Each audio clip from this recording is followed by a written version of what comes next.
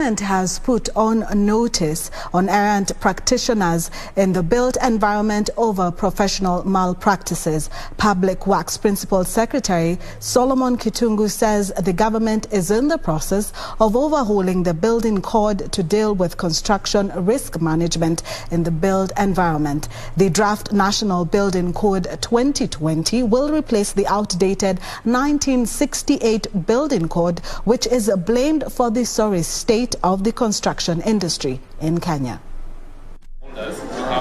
According to the National Construction Authority, Kenya has recorded more than 50 building collapses since the year 2010. Last year, Kenya witnessed more than 20 buildings collapse in various parts of the country, killing more than 20 people and wounding hundreds. NCA says 66% of buildings that collapse are those already completed but lack proper maintenance.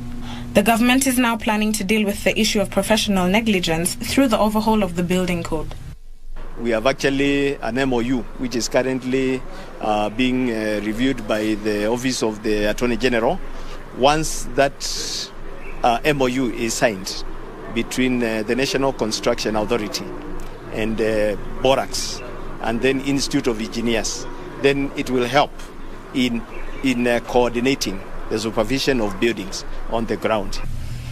The draft National Building Code 2020, which is before the National Assembly, is aimed at preventing buildings from collapsing, saving lives and property.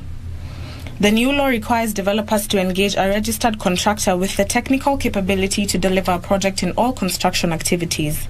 This will help us to undertake the final stages required for parliamentary approval.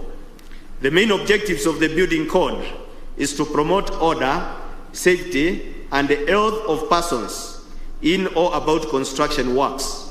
Public Works Principal Secretary Solomon Kitungu says errant professionals have tainted the name and the image of the various professionals in the built environment. When a building collapsed at Iruilu, that building, for example, had been suspended when it was at the ground floor, and it collapsed when it was at the 9th floor.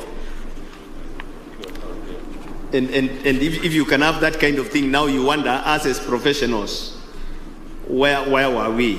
Speakers at the event challenged local contractors to increase their uptake of sustainable building technologies in order to reduce cases of poorly built structures. We are going to industrial-based system that we are getting building materials from the factory straight to the site. Because you can imagine if we continue mining our stones, then we are going to end up with endless quarries, and that is